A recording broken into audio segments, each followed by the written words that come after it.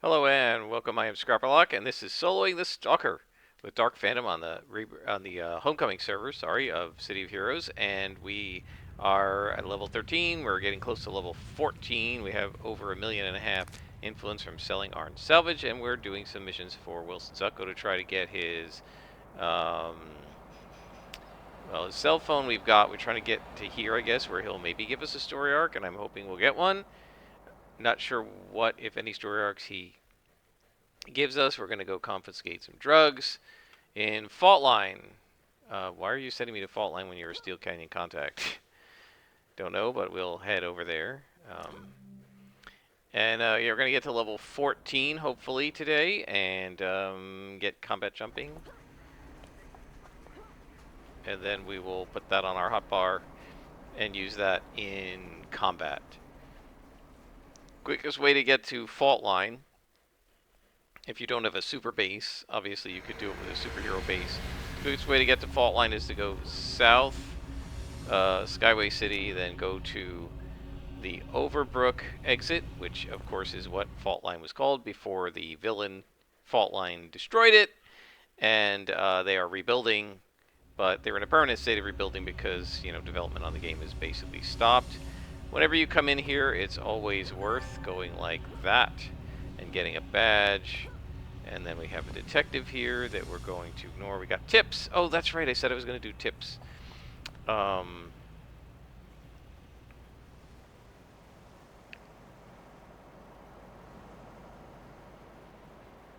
Okay.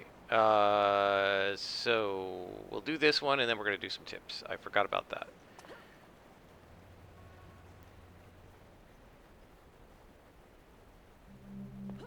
So Fault Line was wrecked by an earth-shattering blow from a villain who had the ability to make earthquakes and stuff like that. And as you can see, it's completely destroyed.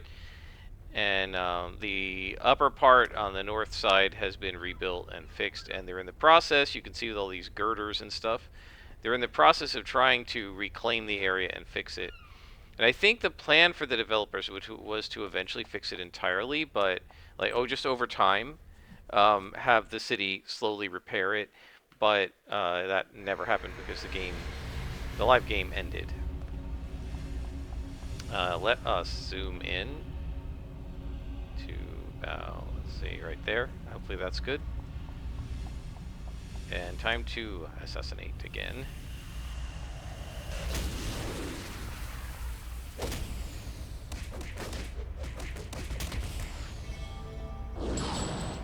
I finally started posting my videos. I think the first couple have gone up, and a few people have commented, and I'm always happy to see that.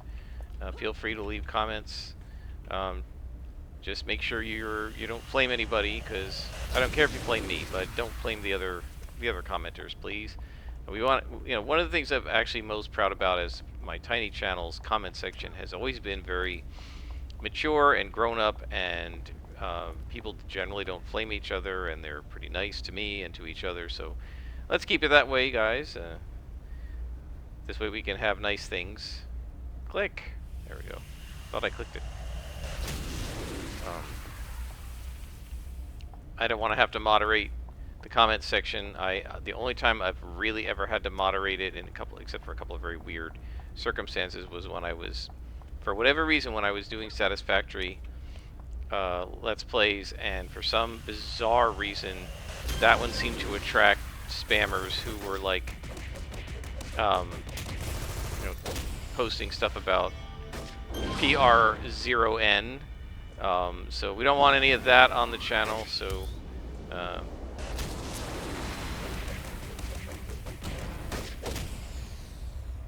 But I haven't had any issues with my City of Heroes commenters. You guys have all been great. So keep up the good work. Keep being awesome. And I'll be happy to answer any questions you have or respond to any comments you have. If you have comments about general role-playing games, not just City of Heroes, but stuff like D&D or that kind of thing, feel free. I can't comment on any modern MMOs. I don't play anything but City of Heroes at the moment. However, I did play Star Wars Galaxies when it first came out, up until the NGE, the new game enhancements, or whatever that NGE stood for, new game experience. I played it one day under that, decided I hated it, and walked away. No, I didn't give it a chance. It ruined too much of what I had liked about Star Wars Galaxies, and I just left. I played um, but I played Star Wars Galaxies for whatever, a year and a half or something like that before they destroyed it. I played Lord of the Rings Online for quite a while. I think I got to like 25th or I guess 30th level or something with a Shield Maiden of Rohan. That was really fun to play. She was a warden, I think that was called, the class. I played Vanguard Saga of the Heroes for a while. I always remember the card games they used to have that were really cool and interesting, and it was they're like when you did like it was sort of like a social challenge, but you did it with almost like playing cards, and as you leveled up, you could get better cards. I don't really remember all the details, but I do remember enjoying the entire game system and thinking it was very cool and unique. I played Star Wars The Old Republic. I played it to level 50 at launch. Then when you could go over level 50, I think, I got back into it with a friend of mine and played it for a while. But I didn't like the content in the later game of that, of Star Wars The Old Republic. I really enjoyed... Somebody ambushing me? Oh no, he just saw me. Okay. That's fine. Stop it.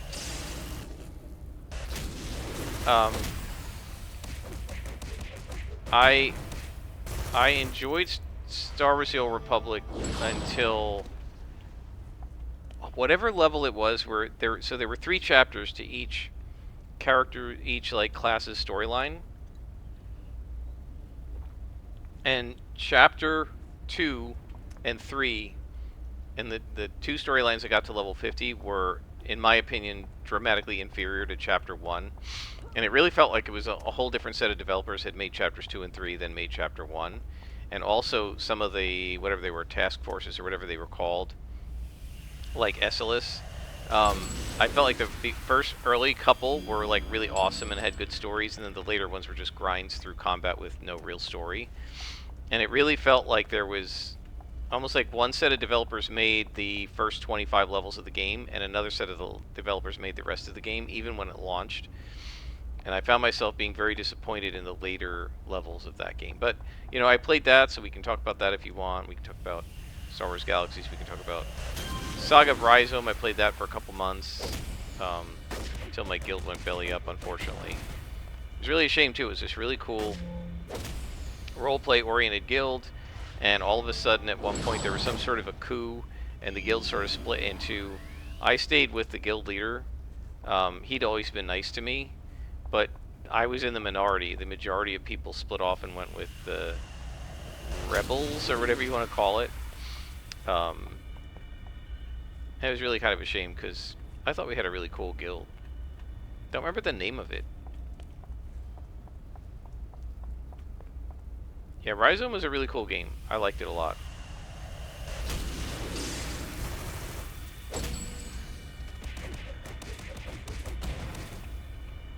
Trying to think what other MMOs I played. So, I mean, you know, I'll be happy to answer questions about them if you want. Just like my impressions of them or something like that, if anybody wants that. But you have to realize that since I haven't played any other MMOs but City of Heroes in probably 10 years, my memories are rustier for those games than for this one, because I've refreshed my memory by replaying it many, many times, whereas I've touched Star Wars Galaxy since 2005 or something. So it's been a long time. And yes, I'm aware there are emulators out there. I have not played any of them. Mostly because, to me, what made Star Wars Galaxies awesome was the other players that I used to roleplay with.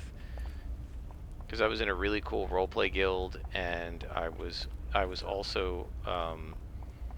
I spent a lot of time early in that game as a dancer in the cantinas, socializing with the other dancers and entertainers and the people who came into the cantinas back in the day. And I just used to really enjoy that social aspect. And, you know, I don't know anybody who plays the Star Wars Galaxies EMU, so, like, I wouldn't really be... I would really be interested in just soloing it like this. Whereas this, I don't care. I'm happy to solo COH because I like the gameplay. Not that I didn't like the gameplay of Star Wars Galaxies, but there's just more of a social component for me in that game. And I don't think I would enjoy it without that.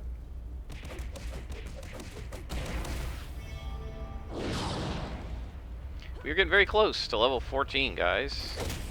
I don't know. Do they have XP turned up? Yes, they do. So typically, it used to be you got... Well, maybe not.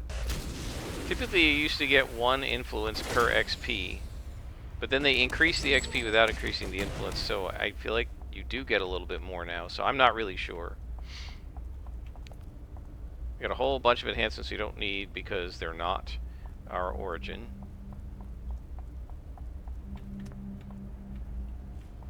I always remember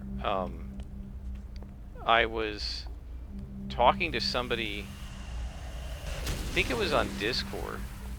I was talking to somebody on Discord, and it was a girl who had never played COH before. And she started playing on Homecoming. I think it was Homecoming, or yeah, I think so.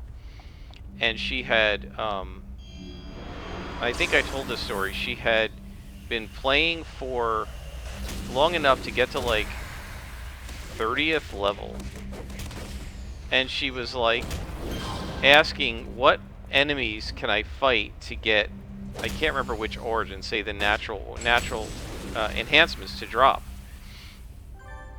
And so we rattled off, you know, you can fight these guys, you can fight these guys, you know, these guys drop magic, these guys drop, you know, science. And she was like frustrated because she was in the low 30s, like 30, 31st, 32nd level.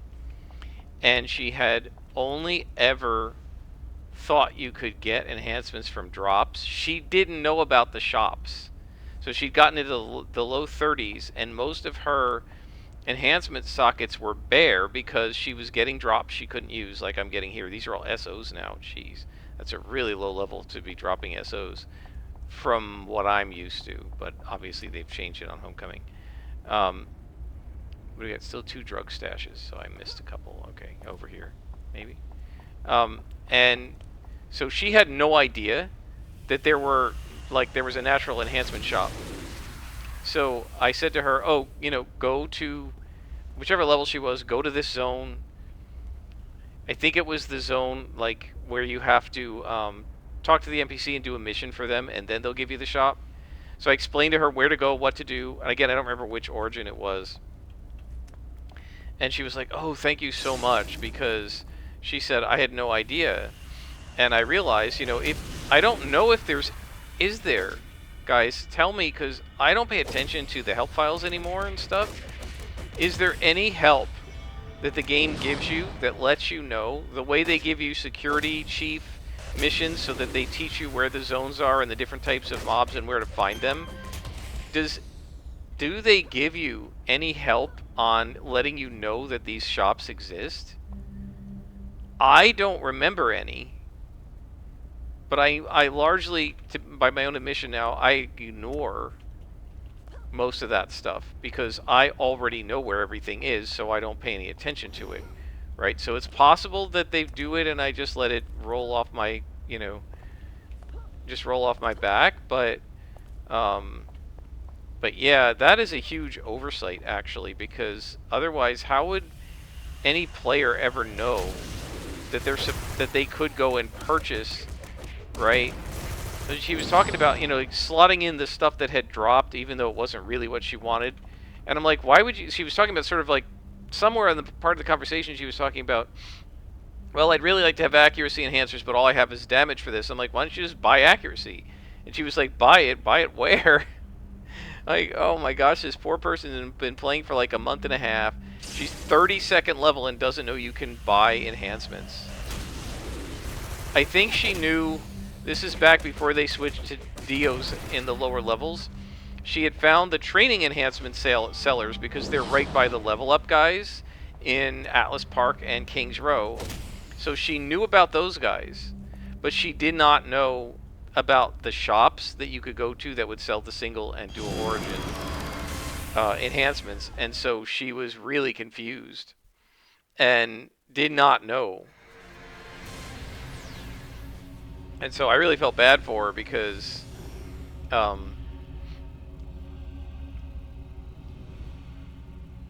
she spent all that time essentially um, not having the enhancements she wanted, not because she couldn't afford them. Oh, and she also didn't have a lot of influence, right? Because she was deleting them, or maybe she was selling them. I don't know. Maybe she was selling them, and I don't remember now with Homecoming because I played on. I think I was playing even on Rebirth at the time, maybe when this happened, or maybe not. But I don't remember when Homecoming changed it because Homecoming did make a change that allowed that basically wherever you sell these enhancements they're worth the same.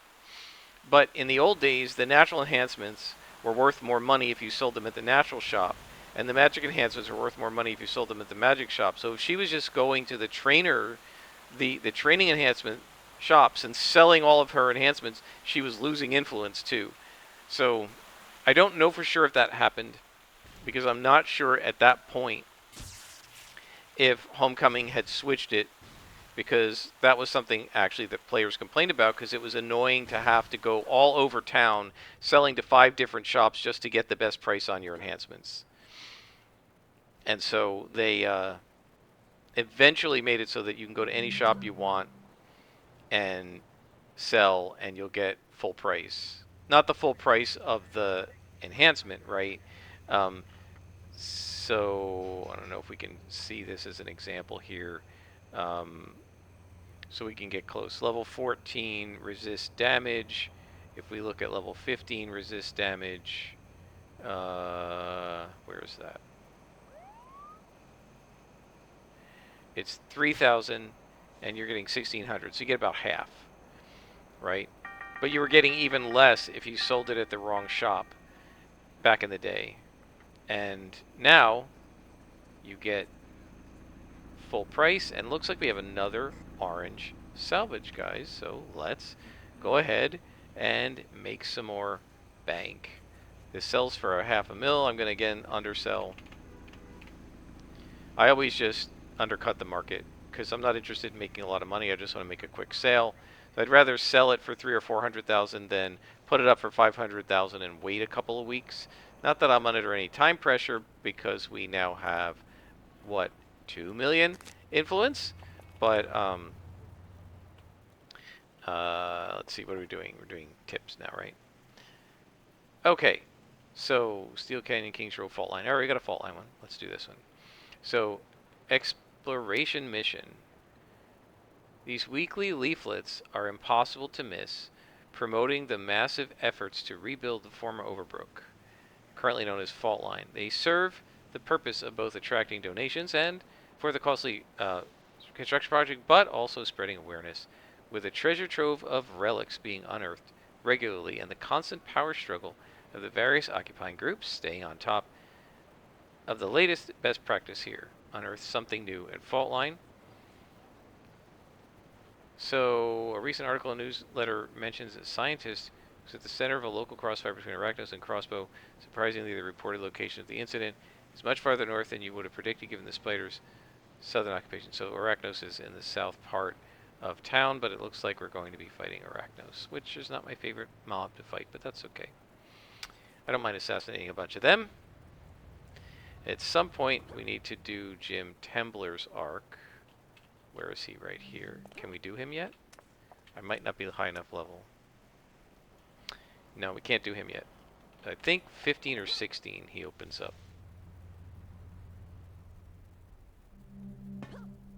Oh, and guys, let me show you, since we're almost in this spot, there is a really cool Explorer badge here. A little secret. Let's see if I can find it now.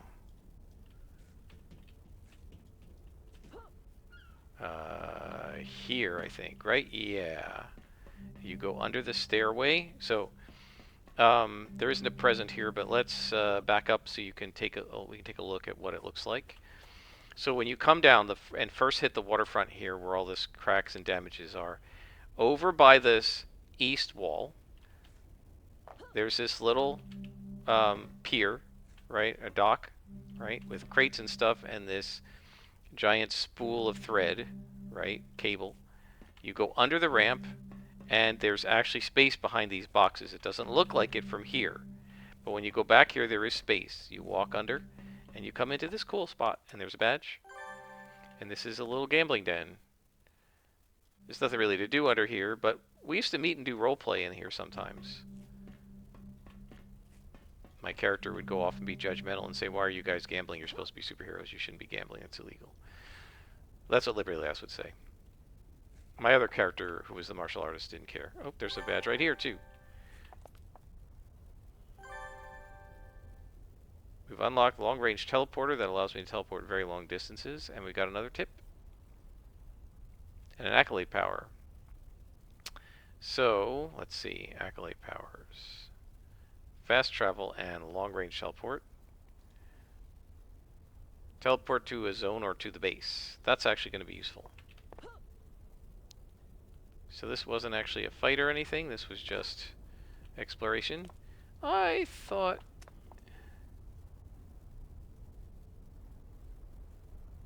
Huh.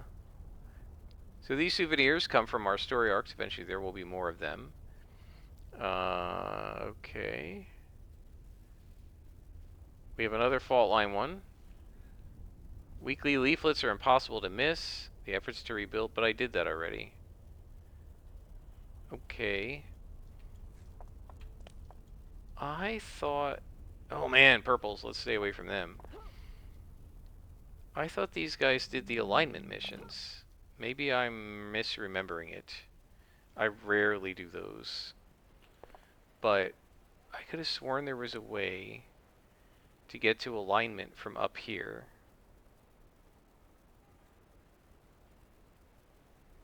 Maybe it's on the mission list and I don't have it yet. I thought there was another tab here for alignment. These are all exploration missions. Huh, okay. Well, let's go back to Wilson Zucco. Or no, was it Wilson or is it... Yeah, it's Wilson Zucco. Let's go back to Wilson Zucco and ask him for another mission. So we want to get up here and see if we can get a story arc from him. Let's go to a warehouse and investigate Paco and his helpers. So where is this mission? I didn't even look. Atlas Park. Okay, so let's go to the base.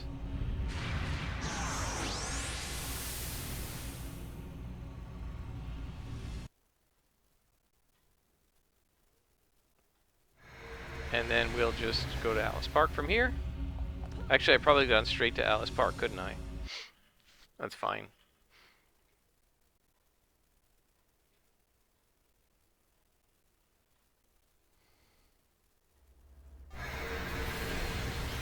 And we'll go defeat Paco. I didn't even think about looking at what kind of a enemy mob he is, what kind of faction. Let's slide along the ice. Whee! I really like the ice slide, it's so much fun. There's so many cool, fun things they did in this game, really. The developers of City of Heroes, I have to grant them this, they really did. They didn't always succeed, but they really did try to make the game fun. And they weren't afraid to put fun little features that took some development time and didn't add, like, leveling up and stuff into the game just for players to have fun, like sliding around on the ice.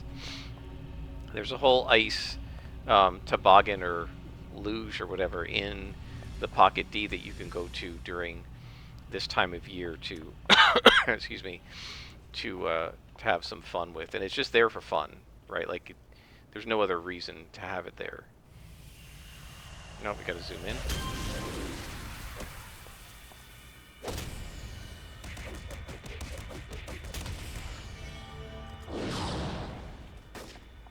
So I don't know exactly when this is going to be posted, but my guess is it'll be around the new year. I hope everybody has a happy and a healthy holiday season and a happy new year to everyone. I can't believe, excuse me, it is 2026.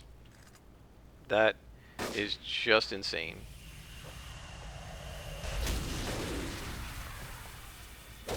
I remember being a kid and writing a science fiction story that was set in the far-flung future.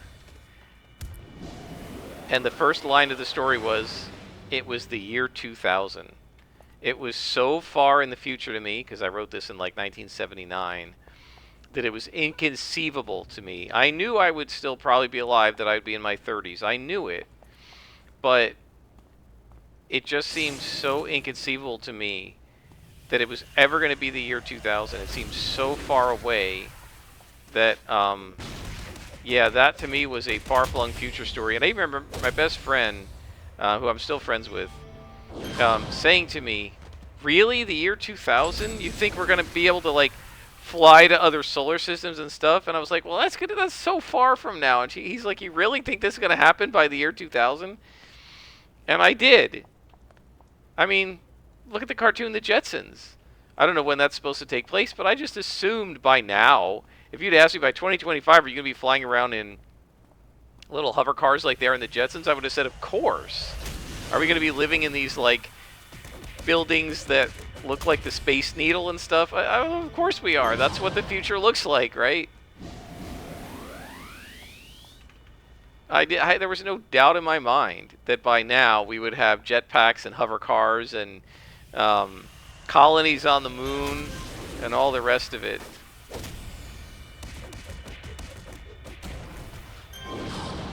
Wasn't that, I think that was even a line from The West Wing, right?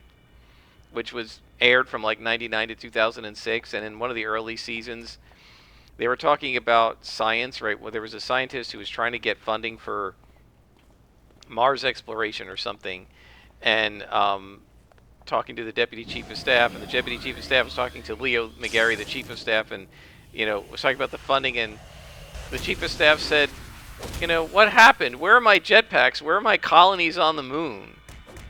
You know, that's what we thought was going to happen back in the 60s and 70s, you know. Never happened. It was probably silly. It was obviously silly to think it was going to happen, but I thought so. I mean, I figured we'd be, you know, flying around in hyperspace by 2025. After all, like, Star Trek takes place, what, in the 23rd century, which is only 200 years from now.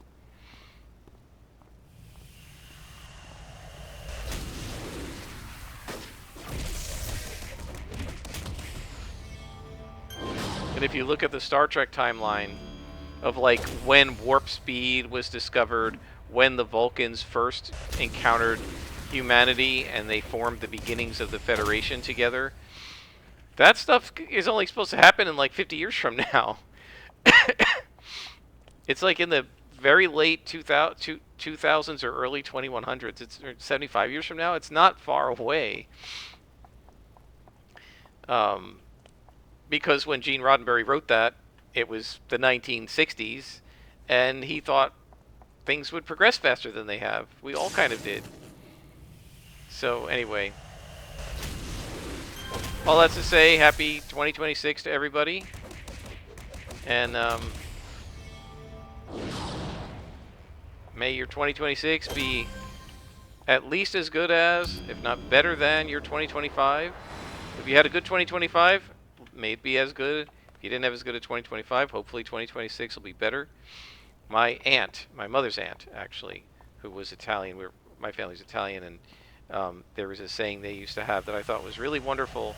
Whenever we had our New Year's, like, we'd have New Year's and we'd have dinner, and the grown-ups would have some wine and the kids would have grape juice or whatever, and Aunt Margaret would lift her glass and say, "Per Cientan," which means, and I think I've said this before, it means for 100 years. Like, may you have 100 years. Sort of wishing you to become 100, to live to be 100.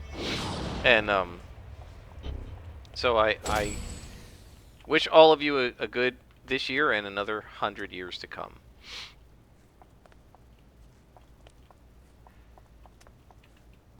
And this is super fun, man. We're getting gobs of XP from these guys. Look at the XP that the lieutenant gives us when we take him out. One shot, 147 XP, 176 influence, and we got some loot. We didn't get any enhancements, but we got salvage. I am starting to fill up on this, but it'll be a while before we need to stick the salvage. I don't even have room for it in my base. I have, I think, 3 or 4, I think, white salvage racks all full. I have so much white salvage, and I think I have 2 or 3 yellow salvage racks that are full. Let's take this guy out. I'm going to actually pull him because he's just one guy. I don't want to aggro. Why are you not attacking him? I don't want to aggro the lieutenant. I mean, it doesn't really matter. I probably could, but just trying to be cautious here, so. We'll just be a scrapper for a moment. I hope you guys are enjoying this and seeing why it's so much fun to play a Stalker, and so really fairly easy to play a Stalker in City of Heroes by yourself. Stalker's a great solo group, solo AT. Now we have the ability, even without putting damage enhancers on the power, as long as we use build-up. With build-up, we have the ability, so let's think about the math here, right? Build-up gives an 80% increase to damage. With build-up on Assassin's Strike, which has no damage enhancers on it, we can get one shot of a lieutenant. That means that if we have enough damage enhancers to add 80% or more, which is 3 single origin damage enhancers, would be 98% or something, to Assassin's Strike without build-up, we also can one-shot. So we will be able to one-shot +0 lieutenants, probably +1 lieutenants as well, with the fully enhanced Assassin's Strike once we have all the damage enhancers that we need on it. That'll happen in the 20s. Alright, Wills. How are we doing on your favor? Do we have enough now? Can you give us a story arc?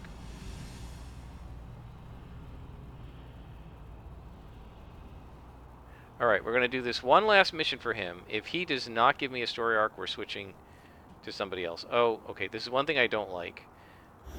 When they changed the movement powers in on Homecoming, they made it so it used to be turning on super jump turned off combat jump and vice versa, and now it doesn't, and I don't like that. There's no reason to have combat jump running and sucking endurance while I'm running super jump, and there's absolutely no reason to have super jump running when I'm running combat jump. They're mutually exclusive. I don't know why you would leave them both on. That's another thing that I wish I could opt out of, but I don't think you can. And what I really don't like about it, so this is what annoys me. I'll see if I can show you. So super jump has this. I should change the color because she's a dark character, but it has these yellow circles, right? You see? Let's pull back. You see the yellow circles? I love them. I think it looks cool. Combat jump has yellow circles. Okay, but if I'm doing super jump and I switch to combat jump and then I turn super jump off, the circles go away. Why? Why'd you turn my circles off? That's annoying. Okay, so yep, and see the circles turned off again here too. Why are you suppressing my visual effects? I gotta turn them back on. I want my visual effects. Alright, so we're looking for skulls, right?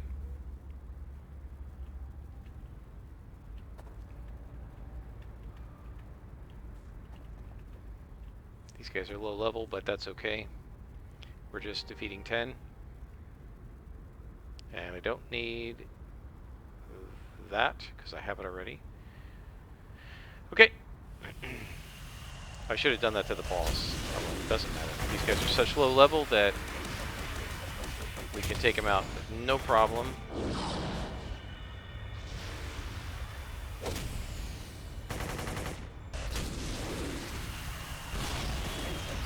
A death doll. She'd be quite the challenge if she weren't so much lower level than I am.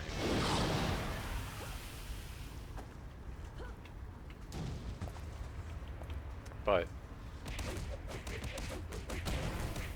yeah. Somebody's shooting at me? Why are you guys attacking me? You're idiots.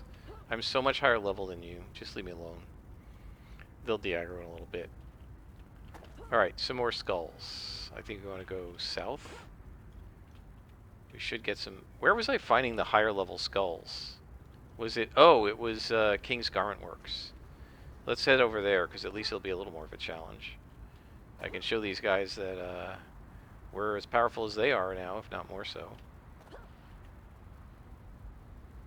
And you can see that with the super jump, I'm now able to get higher, faster, easier, longer, etc. Because this is now the level 14. This is the way super jump was at launch when you first got it. There's going to be nobody here now. This place was crawling with high level, well, level 14 skulls and Vajaloks when I was level 7. Now they're all lower level, just level 11. Get down off that wall. Hey, buddy. Sorry, I'm filling a quota. You know, it's really funny. I can't remember what TV show it was where a police officer pulled somebody over and the person was like, "Oh, you got to fill your quota, right?" And it just occurred to me, I would not be surprised, and they should have programmed it this way, if the skulls and the Hellions and the Vajaloks and everybody else would turn to a superhero and go, what are you attacking us for? You got to fill a quota? Yep, I got to defeat 10 of you. That's it, just 10. Alright, we finished with Wilson's quest. We don't need these 2 inspirations, so we'll just use them up. Get them out of the way. Oh, I do want to point out, somebody almost always mentions this. I am aware of it. I just, again, never do it because it wasn't something we did at launch. If you have 3 of the same type of inspiration, you can sometimes trade them in for a different inspiration. So, if you have 3 inspirations you don't want, you can trade them in. I normally don't bother with that, but it is certainly possible. Wilson, give me a story arc. Are you going to give me something? Nope. Alright. So we're going to go with somebody else. Excuse me. Let's try Tristan Kane in Steel Canyon.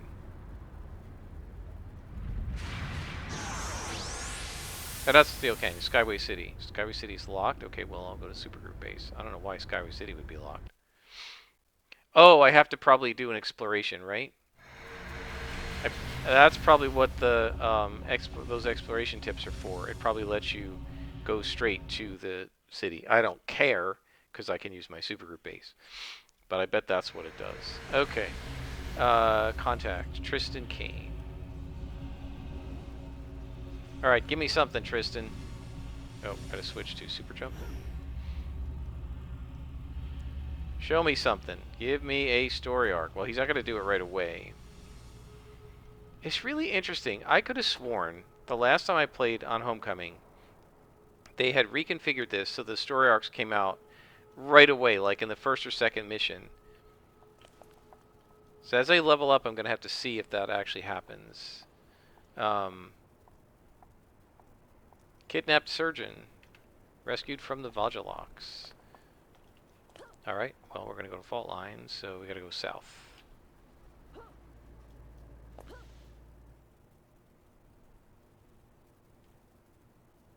There's the train station. We're going to take the train station to the south, and then we'll head into fault line.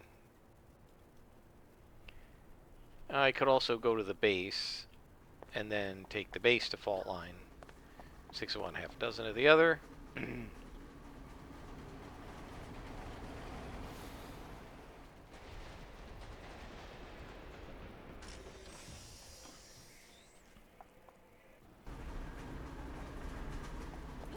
Head south. Whoops. Just head south. Do Overbrook. Next exit.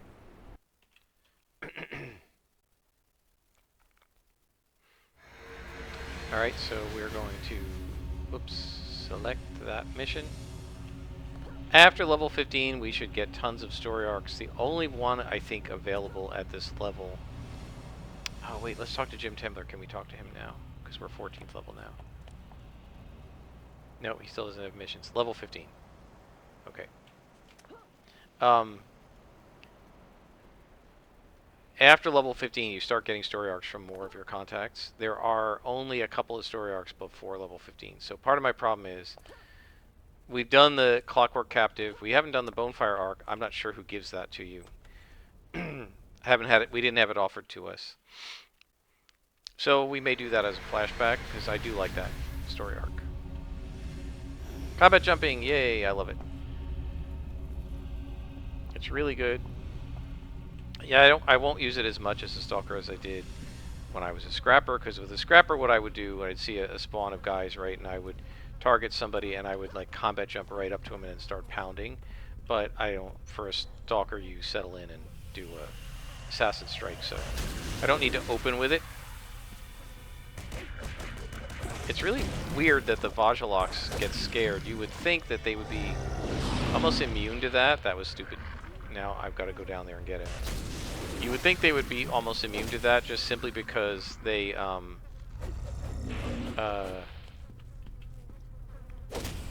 simply because they're dead bodies, so why would they be afraid of anything? Like, they're already dead. What do they think I'm going to kill them? They're just essentially robots or animated corpses, so they shouldn't really be able to feel fear. Where'd this guy go, anyway? Is that him? Let's see. We got a guy here. We got a guy here. These are all just abominations. Let's assassinate this guy. And then punch this guy. And then back away so that we go back to hide. Not absolutely necessary in this case, but and I think we're going to take Energy Shield off to save some endurance for now. Oh, we got to zoom in. Sorry about that. We don't need these, so we'll go ahead and use them.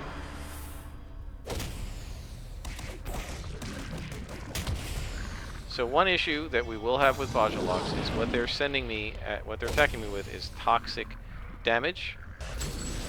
And toxic damage is something we do not have much defense against. 3.75. Where are we getting that from?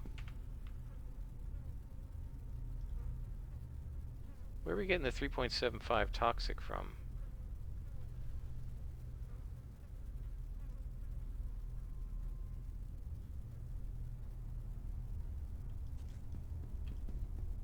Why do I have all that? Oh, combat jump. Okay, so we have nothing. Turn on combat jump. We have 1.88 to all, except, yeah, even psionic. Turn on stealth. Okay. Turn on this. Okay, so it's basically just stealth and combat jumping. Got it. Forgot about the fact that combat jumping gives you a little bit of defense. Not much, but a little bit. So these guys are resistant to the smashing component of my attacks, but not to the dark component, the negative energy. These guys absolutely suck to fight if you're doing primarily smashing damage. Whoops.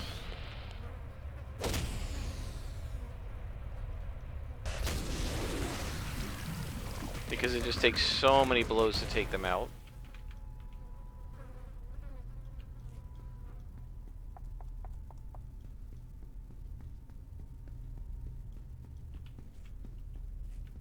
More Vajaloks. No lieutenants. This is weird. It's just 4 spawn after spawn after spawn of 4 white cons, which is weird. So we have 3.75 toxic defense, which is virtually nothing. That means they have about, at base, they should have about a 45% chance to hit us. 46. You can see I've got a 95% chance to hit them, which is beautiful. Rescue Anthony Barton. Just looking around to see if there are any hostages here. And we need to rescue Mason Lewis as well. So there sometimes are hostages in these rooms. It's not super common, but it does happen.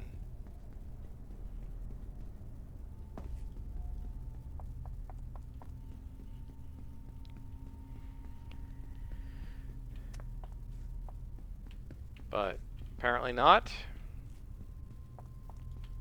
Through the door.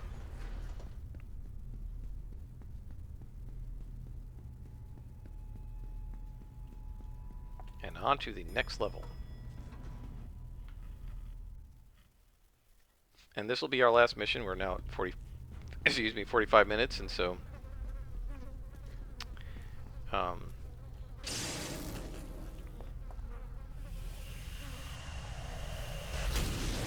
nice one shot of him.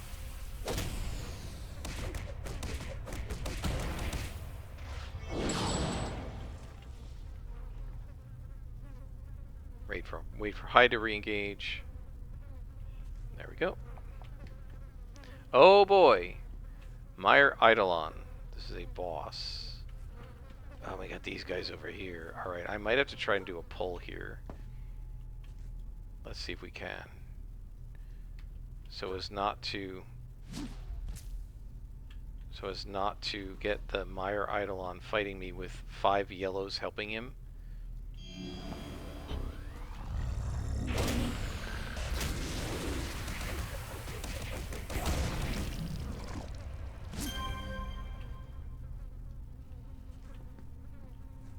See if I can get this guy to see me. Nope. Come on, Reap.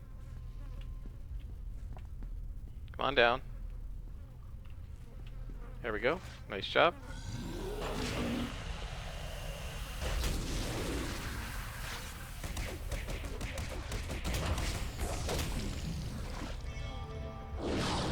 Whole goal with this is just to keep them away from the boss so that I don't have to fight the boss plus all these guys.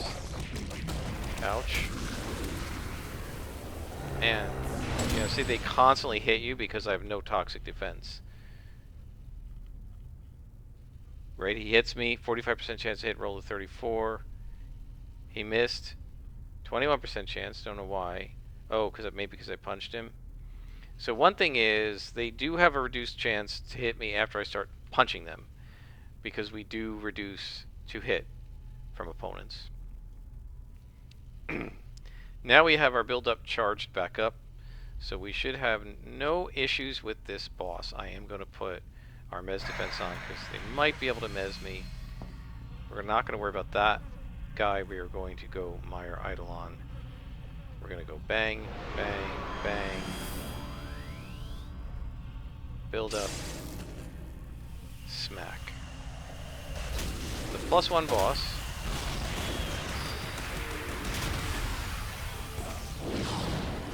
Basically 5 shots. Okay, 6 shots. Done. Not bad at all. Okay, so we need to lead you somewhere.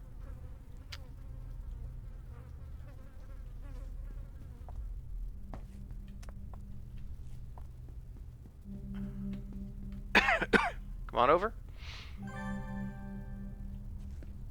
And then we need to rescue the other guy.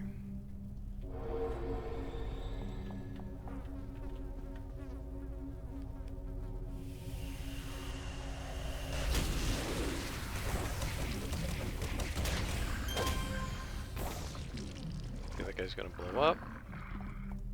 So we backed away from him. Yep, constantly hitting.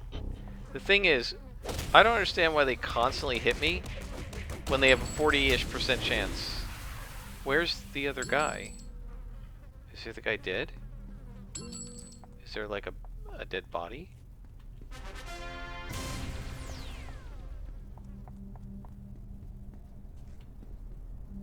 There's that. I don't know.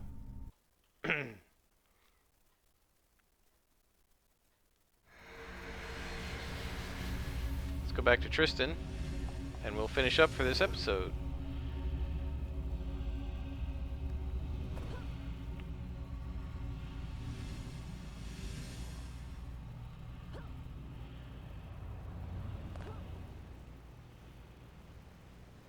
Base portal. And back to Skyway City from the super base. Bases are super convenient for getting everywhere you want to go.